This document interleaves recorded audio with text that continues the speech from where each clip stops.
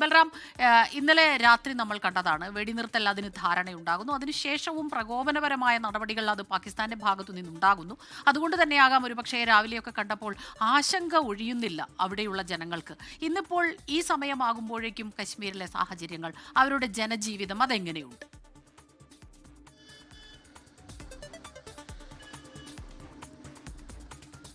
സ്മിത സൂചിപ്പിച്ച പോലെ തന്നെ ഇന്നലെ വെടിനിർത്തൽ പ്രഖ്യാപിക്കുന്നു. എന്നാൽ അത് മണിക്കൂറുകൾ മാത്രം പിന്നിടുമ്പോൾ ജമ്മു കശ്മീരിലെ, പ്രത്യേകിച്ച് ശ്രീനഗറിലെ ആകാശത്ത് വലിയ സ്ഫോടന ശബ്ദങ്ങൾ കേൾക്കുന്നു, തുടർച്ചയായുള്ള ശബ്ദങ്ങൾ കേൾക്കുന്നു. ഇത് ജനങ്ങളിൽ ആശങ്കയുണർത്തി. കൂടാതെയാണ് അതിർത്തി മേഖലകളിൽ അക്നൂർ അടക്കമുള്ള ഇടങ്ങളിൽ വീണ്ടും ഷെല്ലാക്രമണം നടന്നതായുള്ള റിപ്പോർട്ടുകളും പുറത്തു വന്നത്.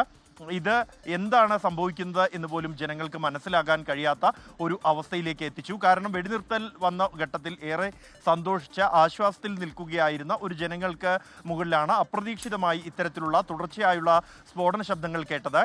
ഈ സംഘർഷം ആരംഭിച്ച ആദ്യം 3-4 ദിവസം വരെ ശ്രീനഗറിൽ പ്രത്യേകിച്ചും അത്തരത്തിലുള്ള യാതൊരു ശബ്ദങ്ങളും കേട്ടിരുന്നില്ല. 2-3 തവണ ഡ്രോണുകൾ വന്നതായും അത് തകർക്കാൻ കഴിഞ്ഞതായുമുള്ള പ്രതിരോധ മന്ത്രാലയത്തിൻ്റെ വിശദീകരണം ലഭിച്ചിരുന്നത് ഒഴിച്ചാൽ മറ്റ് ജനജീവിതത്തെ നേരിട്ട് ബാധിക്കുന്ന, അവർക്ക് അറിയാൻ കഴിയുന്ന ഇത്തരത്തിലുള്ള സാഹചര്യങ്ങൾ ഉണ്ടായിരുന്നില്ല.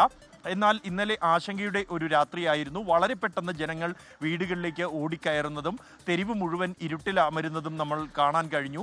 പിന്നീട് അതായത് 9 മണിയോടുകൂടിയാണ് ബ്ലാക്ക് ഔട്ട് ഈ മേഖലയിൽ, ശ്രീനഗർ അടക്കമുള്ള ഇടങ്ങളിൽ, ബാരാമുള്ളയിലും സമാനമായ സാഹചര്യമാണ് ഉണ്ടായത്.